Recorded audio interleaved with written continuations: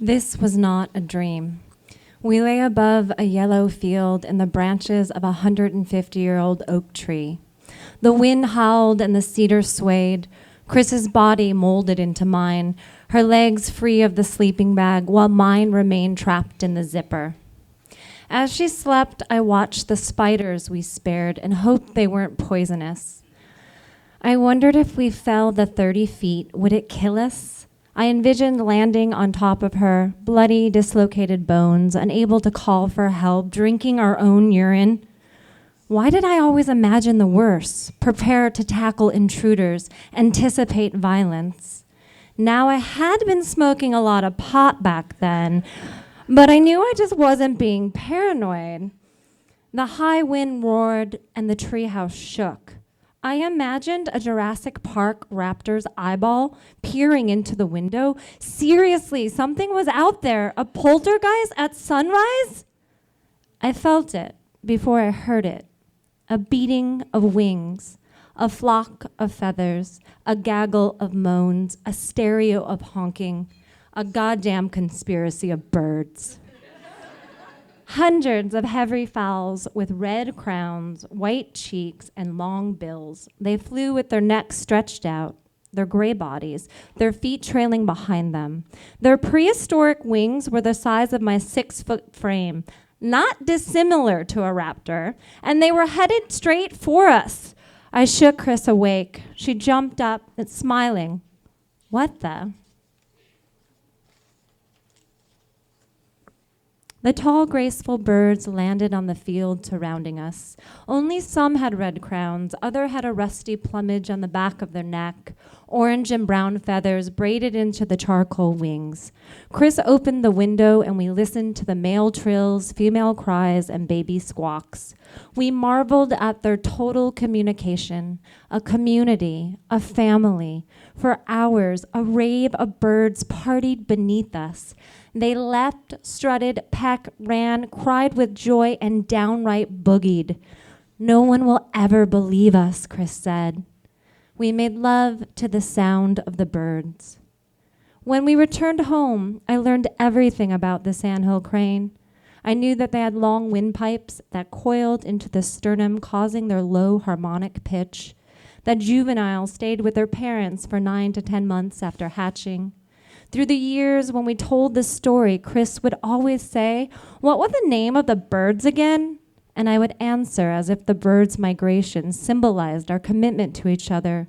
My tone would imply that we had to maintain our peer bond by performing elaborate courtship displays, insinuating that we had to mate for life because we experienced something magical once.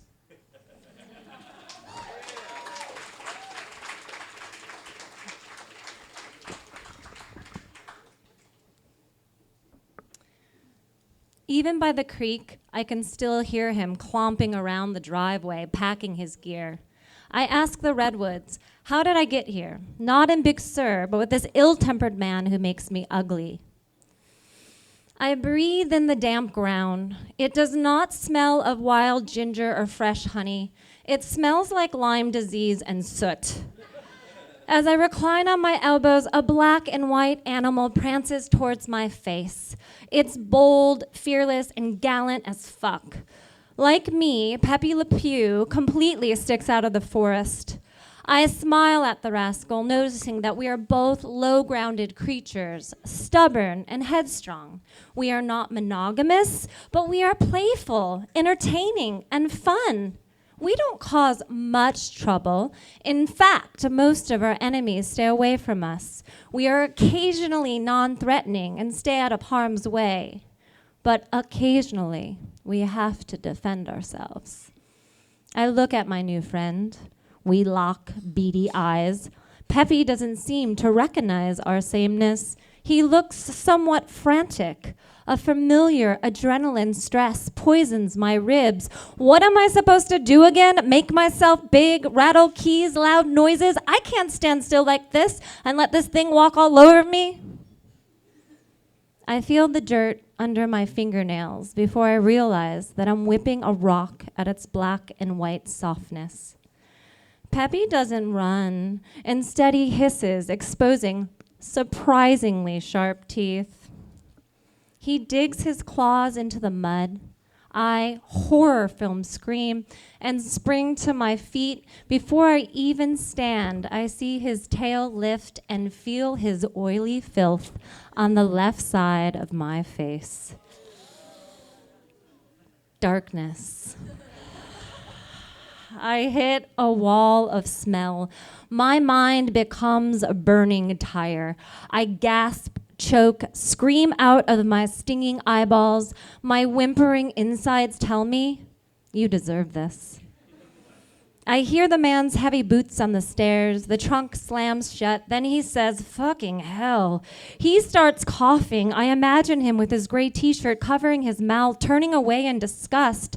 He hops in the car and rocks fly. I am blind and alone. I feel my way up the stairs, through the bedroom to the clawfoot bathtub inside. I turn on the water and run my face under its coldness. When I sit up, my vision is blurry, but I can see pink legs with gravel cuts. I take off everything, throw my clothes far away, and scrub my body with soap. The smell doesn't move.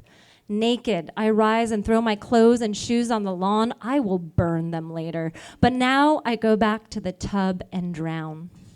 When I emerge, the man is standing over me, pouring baking soda and vinegar into the bath. Don't open your eyes, he says.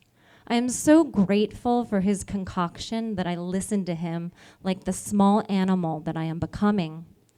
He goes around the cabin opening the windows, but the smell permeates like smoke. This cabin is going to smell forever. I'm tagged for life. I peer at him, honest in my new scent, truthful in my toxicity.